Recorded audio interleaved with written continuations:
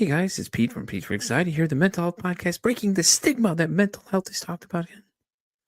Welcome in today's episode. Before we get started today, we need to cover a few things really quick. Let's talk about the Pete for Anxiety Patreon. First off, it's only $1, guys. $1. What does $1 get you? $1 gets you into the exclusive episodes I am recording currently. I'm actually focusing on certain different diagnoses of things to show you guys what it actually looks like as it manifests in a person. So why not for $1, judges? Yeah, they said $1. I just checked with them too. See, they said it was okay. It was $1 anyways. Let's also talk about the Oracle Talk Radio Networks app. In case you can't be here live listening to me, watching this video, supporting the show, you can listen to it on the radio app. Why not? It connects us live to our 365 radio. Just go to your app stores and download the Oracle Talk Radio Network. You'll see the big old Oracle Talk Radio Network app logo right on there. Download it and it'll connect you to me, 10 a.m. Central Standard Time, 3 p.m. Central Standard Time, to Pete for Anxiety when I'm live doing my thing right here, informing the world and raising mental health awareness. So where are you going to be? 10 a.m. Of course. Come on. We just talked about this. Pay attention for once. Damn. Do y'all know how to listen? And as always, guys, like, follow, and share the YouTube channel. If you guys like what you're seeing, leave some comments, man. We want to know. I want to know if you like what you're on. You want to be on the show? Let me know. Hit me up at PeteVersusAnxietyPod@gmail.com. And as always, guys, enjoy the show. And by the way, did I mention to like, share, and subscribe to the YouTube channel as well? Yeah, okay. I just want to make sure, because some of y'all are hard of hearing in the back, May have to yell louder or get a megaphone or something. But, anyways, let's get today's show started. Y'all have a great one. Enjoy. Guys, welcome into another exciting episode of Pete versus Anxiety, the mental health podcast, breaking the stigma that mental health talk about. My guest today is a coach for families of those who diagnosed with schizophrenia. He also is the creator of the Live Love method, who is guided by the mantra, recovery is always an option. The one, the only, D. Walsh. How you doing today? Good, Pete. How are you? What's going on? How's everything? Thanks for having me on. Oh, it's so exciting to have you today. So why don't you tell everybody a little bit more about yourself? Okay, well, as I just mentioned to you, I'm a poet, and I've written like a lot of poetry about my illness and my journey and everything. But I have like basically 2 introductory poems, and I'm going to use the second one that I usually don't use on podcasts. But it goes, "My History in a Nutshell," and it goes like this. Well advanced at becoming Bob Frost, at Dartmouth I my mind lost, and was from Ivy League tossed. Put into therapy, considerable cost to have my brain teeth flossed by the doctor whom he bossed. Every night after I get sauced, doing my duty at my post in hospital, where I was host and met the beautiful female Jill, for whom over dale, over hill I trekked when I was ill, until I found the perfect pill to keep chemical imbalance steaming still, which make romantic chances virtually nil. Even while fulfilling my poetic, even while perfecting my poetic skill, I hope will pay the bill for sodas on which I fill. I love it. That's great. That's so awesome.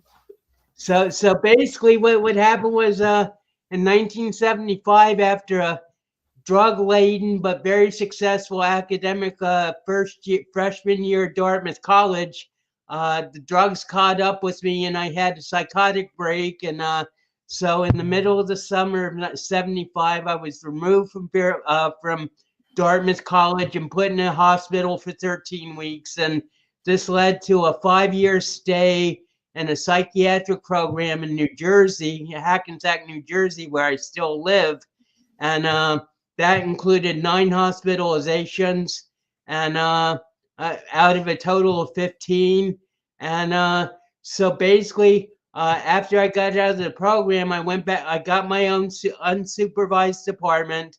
I went back to college, graduated college in 1985, magna cum laude in English, and then began an entrepreneurial career, which has included college tutoring, financial education, and now mentoring the family caregivers of those with schizophrenia. That's so interesting, honestly. So when it comes to schizophrenia, what are some things that people don't understand? Everybody hears the word, everybody assumes something. So what are some things what are the real facts about it? Well, the real facts are it causes a lot of fear. People feel what they don't understand. and schizophrenia is very hard to understand, when you're going through it, but also especially when you're observing it, because so one thing that is a popular myth that I always try to debunk is this idea that schizophrenics always hallucinate, because I've had I've been diagnosed for 50 years, Pete, and I've never had an hallucination. I never even hallucinated when I was on LSD. And as I said, my freshman year at Dartmouth, I was doing an awful lot of drugs, very high-powered marijuana, LSD, mescaline, mushrooms, all sorts of hallucinogenics, and at the end, a little cocaine. But I've never hallucinated, and a lot of people, especially my major doctor, whose program I was in for for 5 years, always said that marijuana was like my nemesis, and that he tried to imply that my illness was caused by marijuana, but actually, I really feel the tipping point was the LSD and the hallucinogenics, because even my first doctor in New York City at the first mental hospital said, Dale, you can smoke pot till it comes out of your ears, but don't touch LSD again. So, but one of the popular misconceptions is that schizophrenics are always violent, and that's been disproved in reality. It's 50% more likely that a person with severe mental illness will have violence perpetrated against them than actually to do violence themselves. And that's not to say that there isn't violence among schizophrenics, but it's usually in a psychotic state, and hopefully, if someone's not in a psychotic state, then or a paranoid state, then the chances of violence are pretty minimal, because most schizophrenics are very withdrawn, and and the only reason they get violent is because they feel they've been backed into a corner, which is something that we can talk about. But another thing that's important to realize or to know is this concept of agnosignosia. Do you know that? You know what that is?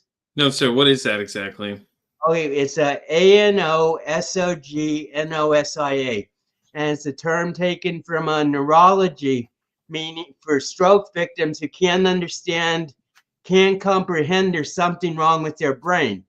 So it's been like translated to psychiatry, and actually, there's an excellent book by this doctor named Dr.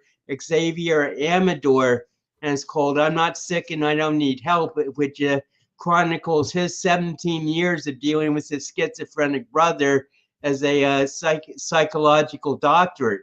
And but basically, he discovered that agnosignosia, the inability to comprehend that you're mentally ill, is a symptom in like usually as much as 70% of people with severe mental illness. So that obviously makes it difficult to get treatment, to take medication, because if you don't think there's anything wrong with you, then you aren't going to take medication that makes you feel terrible to stop something that you don't believe is happening. So basically, that's one of the big obstacles towards recovery is getting over agnosignosia. But in final answer to your question, she has like the whole perception of schizophrenia as like the psycho mass murderer that's portrayed in a lot of ways in Hollywood and in mass media is total bullshit. Yeah, it is. Here's a funny statistic to go back to your point on violence. It says only 10% of people with schizophrenia engage in violent behaviors during a lifetime, which is higher than the general population, but still represents a minority. So, I mean, that's only 10%, though. I mean, really, if you think about it, that's a very small amount that actually actually get violent and things like that. But it does also say that they're 14 times more likely to be victimized, which I agree to that, because when people know things, they get kind of defensive and they freak out. They hear schizophrenia and then go, oh, well, that makes you crazy instantly. Not necessarily, just like anything. It's like, it's not exactly always the same thing. People always want to give it a bad label and say something before they know anything. And, it's like, a lot of times, we don't know a lot of things. Well, another point about that, Pete, is, there aren't many people like me who have the experience of having lived through schizophrenia and gotten to the other side enough to be able to talk to people about what schizophrenia really is. Yeah. When people like ask me what schizophrenia is, the traditional thing is, well, it's a neurological disease of the brain that involves hallucinations and delusions and withdrawal and positive and negative symptoms. And that's psychobabble to most people. So I've just defined schizophrenia as a schizophrenic is someone who's living in a reality that was not conceived on Earth. Yeah, exactly. It also states that it says some of the biggest myths that people say that have to associate with schizophrenics are that you have multiple personalities, which I think that's funny because that one is a little tougher to diagnose, because now they call it DID, dissociative identity disorder. And I think it's interesting because for some reason, as you said, Hollywood likes to change things. I think A Beautiful Mind was a perfect movie, though, like for the positive of it, to give you an idea of what it's like when someone were to hallucinate and things like that. But but it also has a negative effect, a lot of times, because a lot of people just don't get it. They don't realize that they're watching a movie. They're not really seeing an actual person who's been diagnosed with these kind of things. Well, that's just, I'll get to DID in a second because I just did a podcast yesterday about this. But the thing about A Beautiful Mind is people would always ask me, what do you think of that movie? Do you think it's a good depiction of schizophrenia? And I said, well, it's a good description of John Nash's schizophrenia, but it's not my schizophrenia. And every case is like an individual case, and that's whether you're talking about violence or symptomology or severity or something, every case is a different case. And I've gone from the whole spectrum. I mean, with 15 hospitalizations total. I've really been in the pits of psychosis, and now I'm sort of like at the height of mental health. And so I've seen like the whole spectrum, and I've also been exposed to like so many different people with severe mental illness in the hospital in my 15 hospitalizations and everything. So but DID is a very interesting concept because a friend of mine from where I actually graduated, Fairleigh Dickinson, came up to my apartment one time.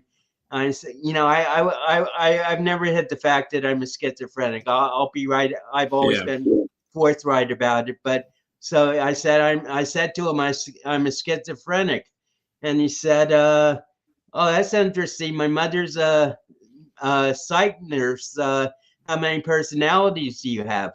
And so I said 5: Dale, Dewey, Do, Duck, and Genius. But but what happened was, this sort of made me because my doctor and I always used to argue endlessly about whether I was a multiple or whether I was actually a schizophrenic. And so my sister, who was a therapist, she in Kansas, she had like 6 people who were multiples as patients. And actually, modern psychiatry still basically denies DID as a diagnosis. They say it doesn't exist, but it does. And so I asked my sister about it, and I said, she says, I know it exists because I've been in therapy with people who change. I mean, you can actually see the physical change in them. But so I asked her, I said, well, what about me? I know I have 5 personalities, but and she says, oh, you're just you're a conscious multiple. So to me, that meant a conscious multiple is a schizophrenic. And that's when I stopped arguing with my doctor, because whether he wanted to call it schizophrenic or I wanted to call it DID, multiple, the fact was that we were talking about the same things. So, but this gets into like the whole question of labels and everything and diagnoses and everything, but that's a whole different subject. But just and to make the point, multiple personality and schizophrenia is very close together. Mm-hmm. But not every schizophrenic is multiple, just like not every schizophrenic hallucinates. Yeah, I'm reading that on this side here. I have a little searcher that I'm using here, and it says that same exact thing you just said. It says that a lot of the symptoms overlap. I know that happens a lot of times with bipolar and borderline personality sort of kind of line up a little bit too, with some of the symptoms kind of overlap a little bit, so it's a common misconception a lot of times, and it's great when you get to meet people such as yourselves that can explain it better to people that understand these things, and especially if you're helping families in this subject too, because you've already been through it, what's going on, and you can better relate with people, because it's like they'll know, like, okay, well, D knows what's up. He's been a part of this, and I'm sure it makes the other person that you're dealing with feel more comfortable that you've been there, or you know what's going on. So you can kind of relate to them at a deeper level than most people can.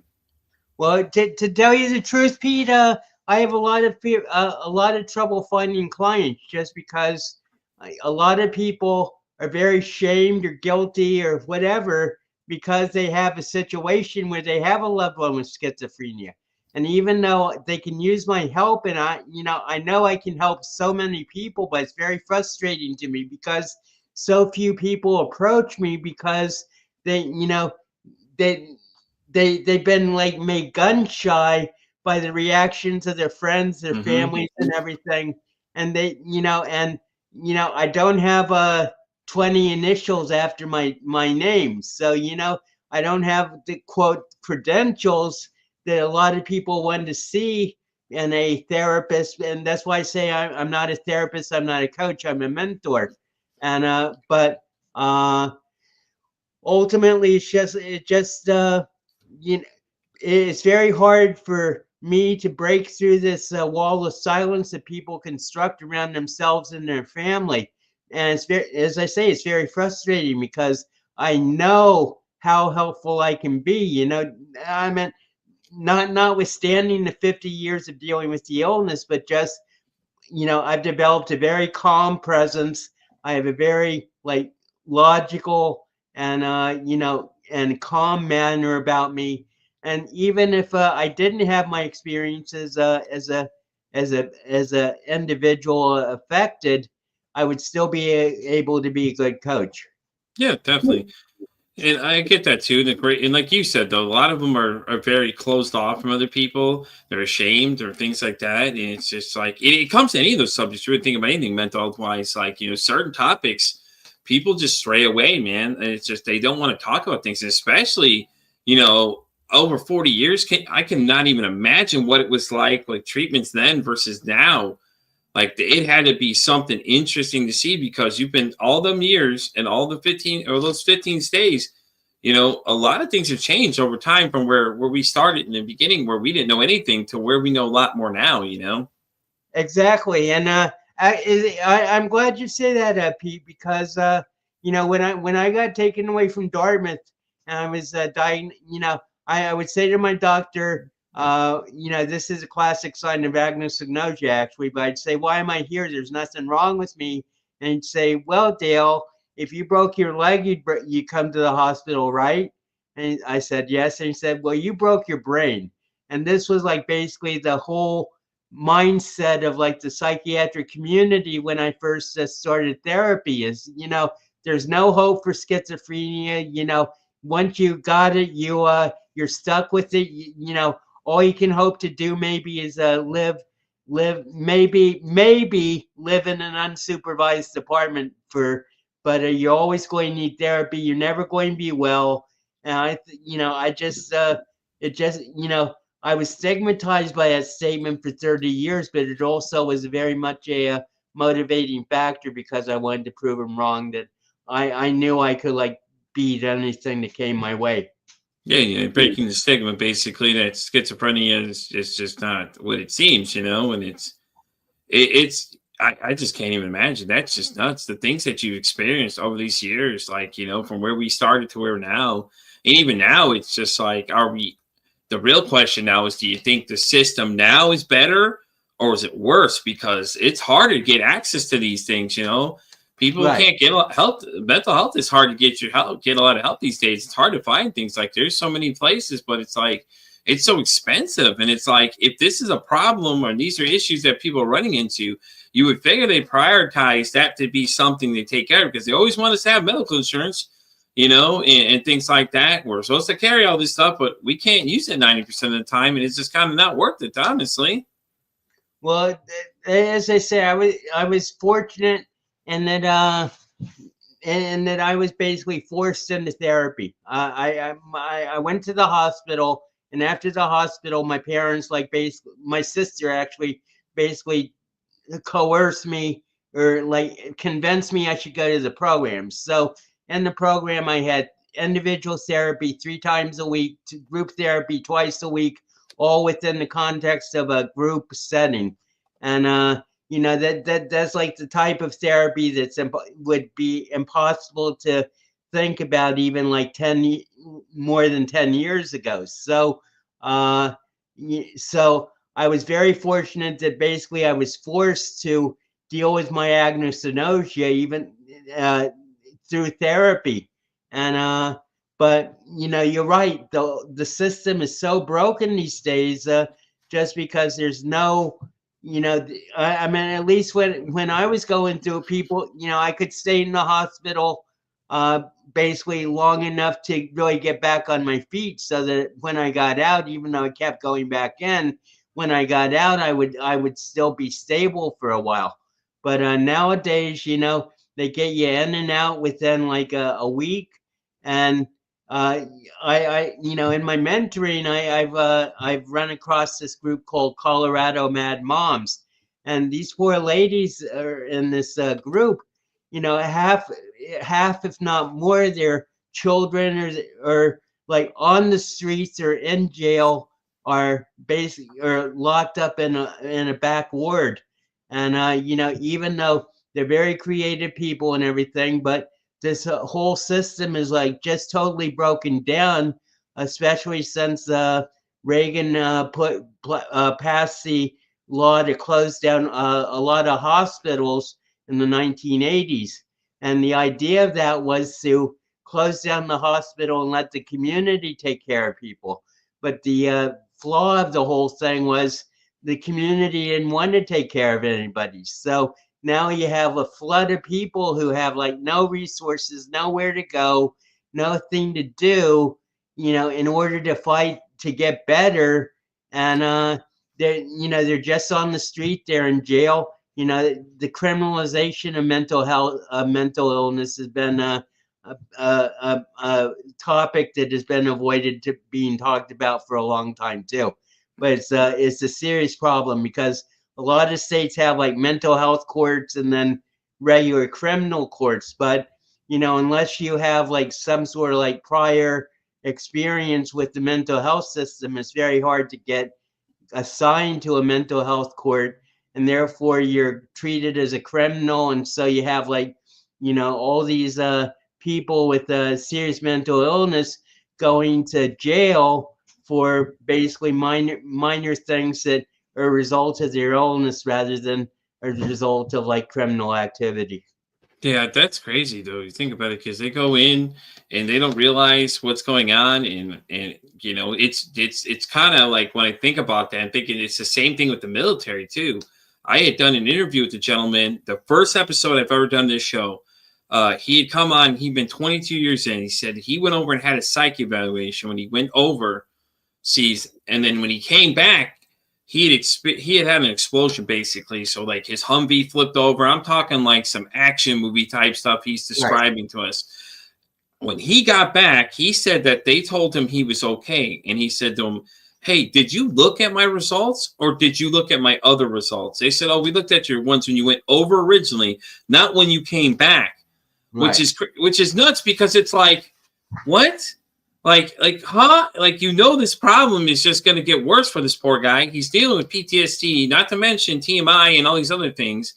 And, and with PTSD, it's hard because what if he has a flashback moment, he starts freaking out or whatever, It's like, it's almost like being, hallucinating basically, because he may think he's still back in a war zone or whatever triggered him, and he'll start going into complete panic and things like that, and it's just like, it's just nuts that this is how we're handling it. We're avoiding the subject completely, and we're not handling these problems, and things like this are just getting bad raps, and these poor guys are going on there doing these things for us. They're going to experience these horrible events, not to mention like Vietnam, where they were just basically putting numbers up the whole time and things like that. And it's nuts because it's like we know it's a problem, but we just avoid it. Like everything else, we're just like, okay, let's sweep it under the rug and we won't deal with it till later, And I feel like it's the same thing when it comes to schizophrenia and a lot of these other ones that people are just like, they don't understand what's going on. So like, okay, well, we'll just brush it off for now. It'll be okay. It'll fix itself. When it doesn't fix itself, then it's, oh no, these people are criminalized because they're doing these things. Well, you knew these problems existed and you chose to do nothing about it. Right. Well, that gets into what that story about your interview reminded me of was when my best buddy ever was a army military policeman in Germany guarding nuclear weapons, and so he was on a nuclear. This is like in the 70s, 78 to 80, I think it was, and he was like guarding. They had a nuclear alert, so this could have been like a full-blown nuclear attack from Russia. And so he gets in the bunker, and and someone brings out a hash pipe, and now all these nuclear technicians are smoking hash, waiting for the drill, what they think is the drill, to be over. So my friend not only didn't smoke hash, but as soon as the drill was over, he went to the CO and turned them all in. So he became known as the base narc. And long story short, he got out of the army after a mere 10 weeks out of boot camp, just because everybody on the base was trying to kill him. So 2 years later, he had a psychotic break. He was diagnosed with schizophrenic. But it took, he never actually got disability for his mental condition from the army, even though he had a very good ex-army doctor who was pushing for his disability all the time, but he never got it. So, that's another thing. But, veterans and mental people with mental illness, they're marginalized and treated like they're shit. And especially veterans, it's unfair because they've given everything for their country and they're just crapped on.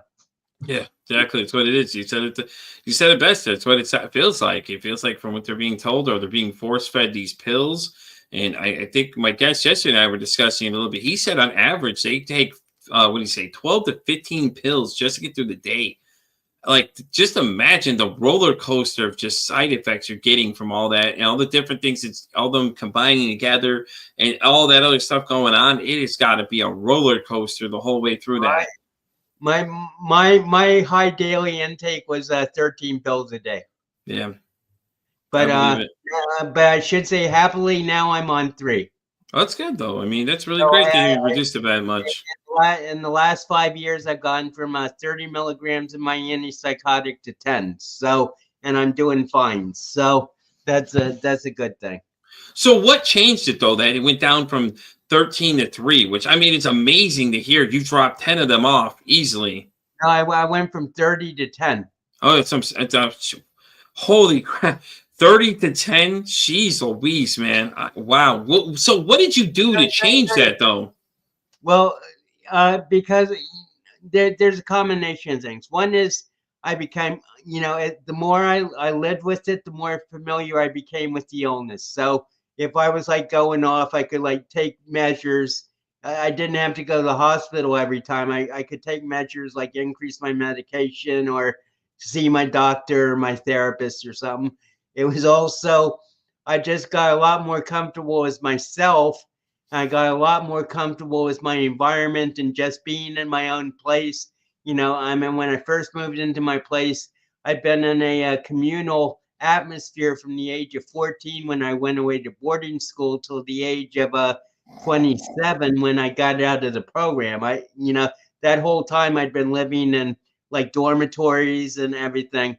So when I first moved in by myself, it was very tough on me just because I was always used to having people around, and there was no one I could consult or talk to or anything. So that was another thing. But just if I could tell an amusing anecdote about my medication, I think that might give people an idea of like why I can get by with 10. Because so what happened when I was at Fairleigh Dickinson, there was this drug maniac who, I mean, he wasn't doing like heroin or anything, but he loved his marijuana and other things, and so he kept bugging me to try my medication. I kept telling his fraternity name was Worm. His actual name was John Charlesworth or something. So very waspish name, but they called him Worms. So basically, he bugged me for about 6 weeks. So finally, just to shut him up and also to see if in fact my medication was as strong as I thought it was. This is when I was on 30 milligrams a day. I gave him 10 milligrams and a side effect medication. So, he scurried home and, all righty, I have to deal with medication. So he took it and he gets on his bed and he's playing Nintendo. And after 30 minutes, he realizes that he can't move anything but his thumbs. So it takes him 4 hours to move his arm enough to get to the bedside table to get the side effect medication. This is after one 5 milligram pill, and I'm on 30 a day. So he takes the side effect medication, and after about 30 minutes, he's feeling better. So then, like a total idiot, he takes the second pill. So he took 10 milligrams of what my daily dosage was 30. And long story short, Pete, he was paralyzed on his bed, able to only to move his thumb for the next 18 hours. Oh my God. So, Jeez. that not only shows, why I can be content with 10, but also it shows just how powerful these drugs are. And, that's why if you have anosognosia and, you're given antipsychotic medication, you're going to rebel because it's just like overwhelming. It can be staggering, the effects of the medication. And of course, as you take it, the longer you take it, the more your body gets used to it and everything. But for the first 2 to 6 weeks, it can be totally overwhelming to take this medication. And if you don't think there's anything wrong with you, then you aren't going to comply. Of course. Like, poor Worm. He can only move his thumbs. Like what? Damn.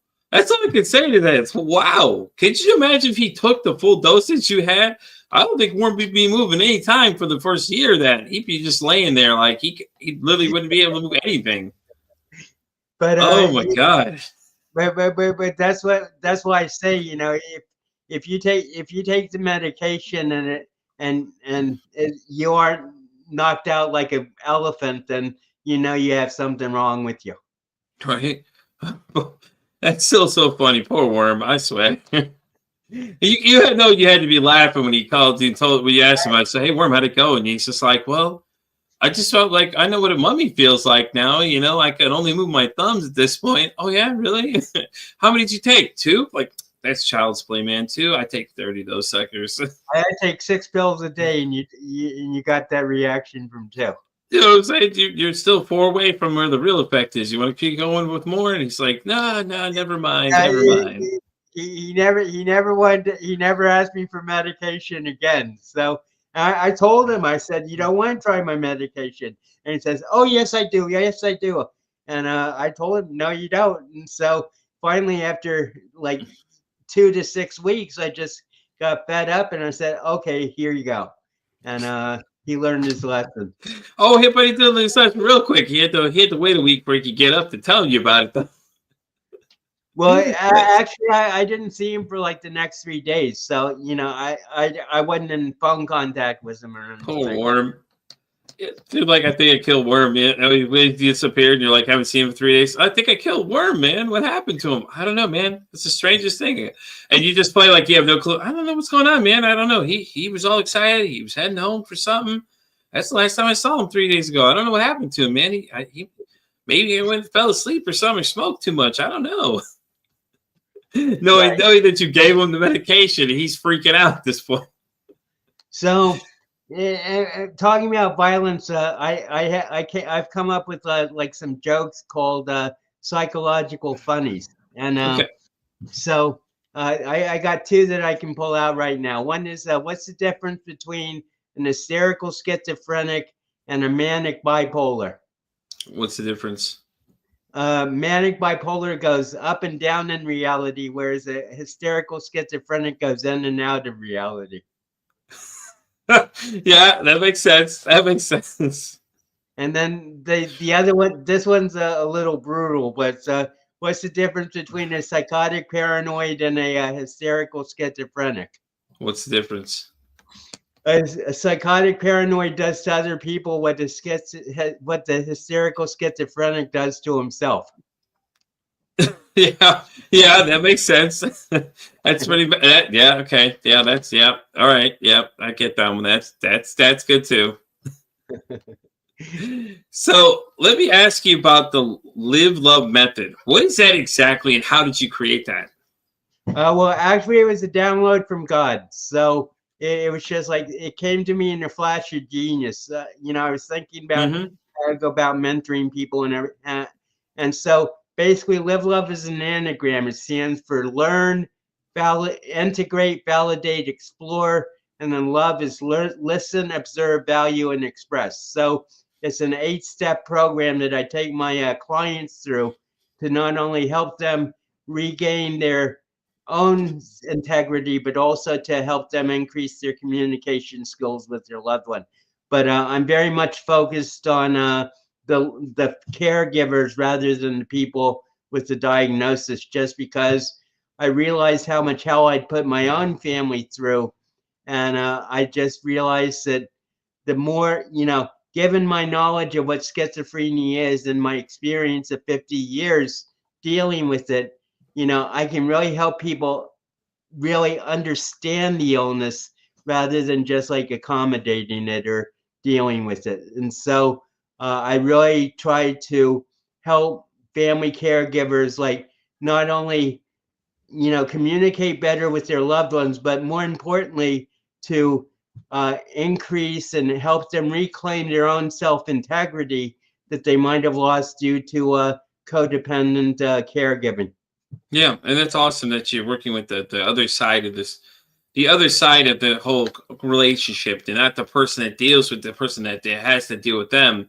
And I think that's a very unspoken about topic. I did have somebody come on in the earlier days of the show that advocated for the loved ones of the family members that deal with people that have mental health. It's because it's like we hear everybody talk about all these people that have mental health, but what about the loved ones that have to deal with these? And they're the ones that have to go through all the stress of everything going on, not really know what's going on. How can they help these people? And a lot of those questions are coming up. It's like, how can I do more for them? What else can I do? What do I do in these situations? Because it's unpredictable depending on what they have or what they're dealing with. And it's hard for people to understand that don't have mental health issues that, these are some things that people deal with. Like some of these other things that happen, they're just like, to them, it looks like it's something other than what it really is. The people experiencing it obviously are having a different reaction, and the people are seeing it or seeing the external version of what's going on. And I think it's great that you focus on the other side of the equation of helping the family members out, because I think that if we educate them more, it'll help them more dealing with that issue. And I think that's the biggest thing that we need to start doing, is to educate everybody, not just some people. Well, that's the thing, Pete. The thing about caregivers is, people say, well, you got to see your doctor. Make sure he sees his doctor or something. But the fact is, the doctor usually sees people for a maximum of 30 minutes and gives medication for a month, and then their hands are clean for the month. But the family caregivers are dealing with it 24/7 if the person is actually at home. And the other thing is, with HIPAA laws, if someone goes to the hospital, if they don't get permission to, if they don't sign a release form, then the family members are totally left in the dark. They can't talk to anybody. They can't find out what's happening with their loved one. And, obviously that causes a lot of anxiety, but it's also just very frustrating because, sometimes they don't even know if if someone's being discharged from the hospital, they don't even know when. So that, basically the guy or girl could be out on the street and waiting for, hoping to get a ride home, and their loved one, their family doesn't even know they're out. So, there's a lot of things wrong with the system, but I don't think it's really like a matter of intent to be wrong. I think it's more a matter of a lack of apathy and a lack of insight about the illness. Yeah, no, I agree with that 100%. I think that's the biggest thing, is that they don't educate people enough on these things, and that's why this podcast even exists. Is just to have these conversations, these rough conversations with people about things that people don't understand, or they don't know how to approach the subjects. And and a lot of times it's interesting to find out that how little people know. But at the same time, everybody says, "Oh, we're always talking about it." Really? Because where are we talking about it? Because I see these little cool little videos, little clickbait videos, where we talk about it for 5 minutes, and it's like, okay, well, the month's over, so the conversation ends. No, the conversation continues regardless of the fact that your little clickbait videos are done. And and I think with the internet, I think that's the biggest problem these days, is the misinformation. It's just so much out there. And all these people make, and and the other thing too is that I think it gives people more access to other people. So people with schizophrenia that may be involved in the social media, if they were to tell somebody that, could you just imagine the things that people are saying online to them? Like, they say some harsh things nowadays, but just imagine for these ones, that the things that they don't know about, and they instantly think that you guys are just crazy just because you have schizophrenia. I can just not even believe the comments that would just start rolling in from people. Well, I follow some people who admit they're schizophrenic on Instagram. There's one called schizophrenic underline NYC, who's this very aware and empathetic woman named Rachel. No, Michelle, I think it is. And then there's also another Instagram person called the schizophrenic hippie, who sort of like vacillates between like advocacy and telling and being a comedian. I think he has like desires to be a comedian and everything. And he talks about his schizophrenia in a comic way, and those are at least two that I know. But ultimately, but you're right. And what is going? I was going to say something, but I it slipped my mind. But No, good. the fact is that there are like courageous people. I also have an Instagram account, and I try to do a reel a day and everything. And actually, you'd be surprised because most people are pretty sympathetic. If you have the guts to come out and say I'm a schizophrenic on social media, then people give you slack, I think. Well, it's good to hear that people are being positive about it, with the internet. There's another girl I had on the show. She has BPD, and she's actually doing a video blog every day of what it's like to show people, hey, this is what it's like to have BPD. It's nice you could read in a book, but this is what my life is every day. And she's recording it, good or bad. And I told her, good or bad, it doesn't matter. It's your life. It doesn't matter if, it's not a positive day. I think it gives people more of an insight to what, exactly what's going on, and every day she gets up, she sits and records exactly how she's feeling for that day and what her current thought process is and how's everything going. And she's like, I think her biggest fear was at first, she was like, well, I don't want to be negative. I'm like, how can you be negative when you're educating people about something you deal with on a daily basis, Right. And I think it's very powerful. And it really was too. And it was great that the responses people were giving were were very positive. And I'm very happy to see that. But my biggest fear is that, you're going to get that one person that's going to say something that's going to upset somebody. And then it's going to just ruin the whole thing for everybody else as this person progresses through this journey, and things like that. And I think it's great what you're trying to do too, is you're doing a daily, video every day of things. And I think it's very interesting because I like it because I think it gives people more of an insight to something they're not really familiar with, and especially schizophrenia.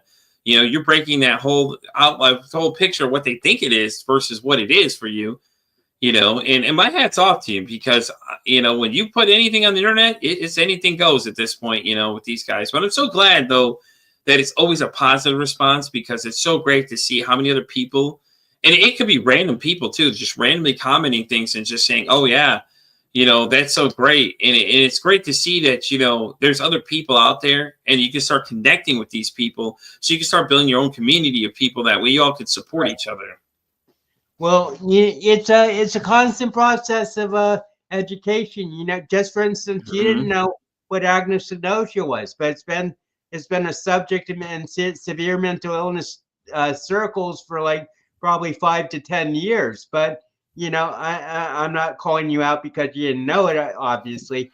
I'm just saying that there like so much that goes on that people don't know about, and and I feel very fortunate and actually, sort of like proud. I am proud of my ability to talk about my schizophrenia in a way that other people who are suffering from it can express themselves. So, I sort of think of myself as a poster man for schizophrenia recovery, because, I just feel like I had a very good education and I've been through extreme therapy and everything, 15 hospitalizations, 5 years in the program and everything. And I've just been like given the gift of eloquence about this. And I feel that it's really my mission. Besides poetry, my first calling is poetry, but my real mission in the world is to help enlighten about schizophrenia. I love it. I absolutely love it. And then, I'll be the first to admit, I don't know a lot of stuff, but I get great guests like you that come on and explain these things to me. I get to learn new things all the time. Like, it's been a journey. And basically this whole thing is like, it's basically me video logging my whole journey as I go and continue to learn more things and start learning more about myself as I go, and things like that. And like I said, it's great because I love the fact that I get new people on here to share different point of views or explain new things to me, because then it sends me down the rabbit hole of me going to look into this stuff and like, okay, well, let me go check out some more about this. And, I continue to build my vocabulary, my knowledge of things, and it's great. And I think it's been the greatest decision ever to do this show. I mean, ever since the beginning, it's evolved into something else. Like this thing has picked up traction faster than I would anticipate it. But at the same time, I'm grateful that I have people that spend their time with me to educate me of things such as yourself and, other people that have been on this show. And I really appreciate it. I really do, because I just like, I have this thirst for knowledge ever since starting this journey. And it's like, it's an endless amount of information just coming. And we're just at the tip of this thing. We're not even at the, honestly, we're not even at the tip of this thing. We're just jumping into this thing. I'd be happy to come back if you wanted to. Definitely. If you want to go down too sometime, because for sure. I'd love to talk about delusion, medication. Oh, they're all sort of, I probably have a list of like at least 10 subjects that I can bring up with any podcast, you know. There you So go. Hey, I'm down. Listen, and I'll be suggesting you a few others too, by the way, Dale. There's a list of people I have, a group of us that are kind of stick to really close together. And we're always suggesting other guests like, hey, listen, I just had a great conversation with this person.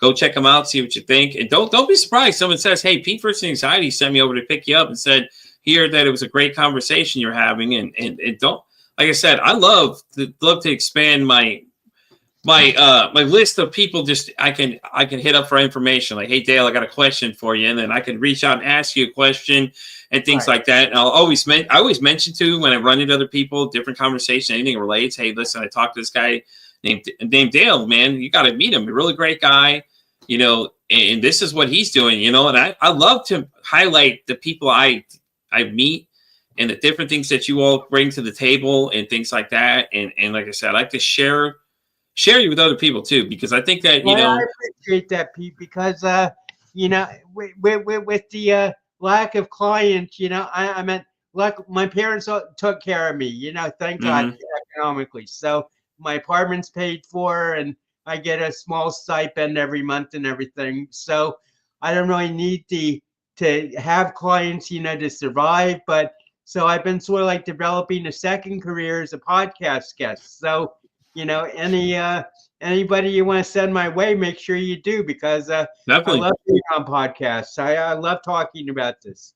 Oh no, definitely. There's about 3 or 4 of them right now I could think off the top of my head that I'm going to suggest right after we get out of this conversation. And like I said, don't be surprised my name gets brought up again, because I love sharing a great guests with other people, because I feel like, you know, it's interesting too. And I like doing spots on podcasts too. I'll actually be in a couple this next month coming up. One of them is actually one of the girls I'm going to suggest you to. She's out of Australia, does fantastic things, and I think you and her are going to have a great conversation as usual, and you know, things like that. And I love it, man. Trust me, it's so addictive. Once you start doing one guest spot and then you start doing a bunch of other ones, it gets so exciting to see.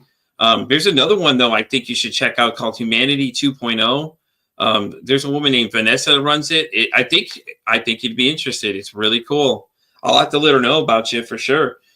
But it's interesting because she asked this question. She said, what does humanity mean to you?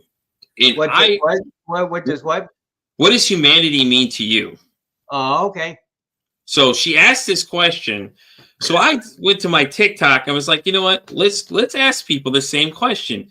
What does humanity mean to you? And she said that she would basically literally put them on her show, or put them on a page or whatever. She'd highlight it somewhere for everybody to see what everybody's responses were. And the responses you got were just great. It was interesting to hear people's perspectives on what they thought humanity was and things like that. But it's a great little thing. And I think that's something that you'll definitely enjoy that one for sure. And definitely you should check it out. She's doing great things. And where's she based? She's actually out of Texas as well with me. Oh, okay, cool. I believe she said she was in the Austin area, because we actually interviewed together first. And then she was like, wait, Pete, we didn't talk much about you. I'm like, I know, because it's all about you. So she's like, well, I'll have to invite you on the show. So I did a guest spot a couple weeks ago on the show, and it was a great time. We had a great conversation. And when she asked me that just got my brain ticking. I was just like, man, I said, that's a pretty goddamn good question. Let's ask other people what their thoughts are on this. And I've gotten some pretty good video responses to the question of things like that too. And another thing I do is on my TikTok, I challenge people to not let their diagnosis own them. Like, you know, my name's Pete. I deal with anxiety and depression. I don't let it identify me as a person, you know. And I challenge other people to do the same thing, you know, because you know it's hard when it comes talking about these things, you know. And I've had several people come to the show doing the same thing, have shared their stories, and it's just been a great uproar of response from it. Well, that's the thing. I mean, that's a big battle in severe mental illness circles right now. Is do you call someone with an illness like a schizophrenic or a bipolar, or do you say a person with schizophrenia, a person with bipolar? Because they think that I mean, a lot of people say that if you sort of like make it third person, then the person doesn't have to like identify with it so much. Exactly. But you know, but basically I never hid the fact. I mean, I would even I was in college for 5 years, and actually I became the spirit of the campus for 10 years after I graduated. But people would say, I would go up to beautiful girls on campus, beautiful co-eds, and say, "Hi, I'm Dale. I'm a schizophrenic," and most of them sort of reacted badly. But I figured, but the ones who didn't were really the people that I was interested in, because they aren't going to stigmatize me because of what I have rather than who I am. And so I made a lot of very good friends on campus, just by being myself. And everybody knew I was a nutcase, if a nut job, if you want to call it that. Yeah. But nobody cared because they saw my essential goodness. And I think that's the whole purpose of what I'm doing with that statement alone, is to identify yourself as a person, not your diagnosis. So you're Dale, but you have schizophrenia. You don't let it own you. You're just Dale at the end of the day. You know what I'm saying? It's like you deal with these things, but you don't let it identify you as a person. It doesn't, yeah, you told people straight out that you had it. And things like that. But I think it's a lot better for people not to be labeled as much. So it's easier to say that, hey, I'm Pete. I deal with anxiety and depression. I don't let it identify me as a person. And I think that's a great conversation in that community alone. Is that what do you call people that? I think they should just do just that. It's just say, I deal with these things. I don't let it identify me as a person. Yes, just because I have this doesn't make me any lesser than the person that I already am. Right. Well, the thing with me is, after 50 years, that's a moot question. I never bring up my diagnosis anymore, because I truly feel I moved beyond it. As long as I take my medication every day. I've been out of the hospital basically. I haven't had a psychotic episode for 31 years. I haven't been in the hospital for 20. And the only reason I was there in 2005 was because one of my medications stopped working, and the anxiety became overwhelming. So I basically went into the hospital, got on a new medication, and I was out in 5 days, and everything's been fine since then. And actually, now I'm off the anti-anxiety. But ultimately, I don't think of myself. I don't even, sometimes I say to myself, well, maybe there really isn't anything wrong with me. And then I think my mind goes, ding, ding, ding, Dale, medication. You need medication, because every time I stop medication, I'm in the hospital within 2 days to 2 weeks. So, that's a sign that I do have this illness, but it's like such a minor thing to me now, because I've been dealing with it for 50 years. And it's just like, okay, fine. That's like saying I'm a poet, or I'm an entrepreneur. But it's people react to it negatively, but it's basically the same thing. It's just part of my greater identity. Yeah, makes sense. All right, Dale, we're gonna get ready to wrap this episode. Do you want to plug your website so people know where to come find you if they need your services, or heck, even plug your Instagram? It'll actually be inside the bio to this video. But it's always nice when people get a chance to shout them out, tell people where they can come find them, and interact, and say hello, say, hey, I saw you on Pete versus Anxiety. I love what you're doing, stuff like that. So where can they find you? Okay, well, my website is www.dewlivelove.net. dewlivelove.net. If you want to get in contact, the easiest way to get in contact with me is to make an appointment through my Calendly, and you'll get a free 45-minute call with me. And if you're interested in my mentoring services, then we can see if we're a fit. But otherwise, if you just want to call and sort of search my brain, you can do that. And that's www.calendly, Calendly.com/DaleCoach55. And then my Instagram is Dale.Walsh.14. And my Facebook is Dale Walsh, parentheses, Dewey do. I love it. I love it. So, all right. Well, Sam, okay. So, sorry, Dale, we're going to wrap up this episode of Pete versus Anxiety. And thank you so much for coming. This was a great conversation. Definitely come back because we can talk about plenty more things. I think you and I are going to have very interesting conversations going forward about some other subjects. It'll be great too. So I invite you definitely to come back up here. I appreciate it, Pete. And yeah, just send me the link or send me the scheduling link or whatever you need to do. And Definitely. definitely would love to come back. And so thank you very much for having me. And it's been very interesting. And you know, every at this point, every podcast I do, I say it's the best podcast I've ever done. But you know, it's just getting more familiar with the process and the medium and everything. I think it makes it a lot easier to like really enjoy yourself and come off as your best person. Exactly. I could not say it any better myself. Well, guys, you know where to find me. I'm Pete versus Anxiety and pretty much everything. I'm on X all the way down to TikTok, Facebook, and all those great other sites. I'm also on Spotify all the way down to iHeartRadio in case y'all don't prefer YouTube and you want to hear the audio side of this show. We're always there too. You guys should check out some of the earlier stuff from what I did before I got into this year. You know, I do have some interviews with the Columbine shooter and things like that. And I always like to say it costs nothing, absolutely nothing to be kind to somebody. One kind act you could do could save somebody's life, or hell, you can make their day.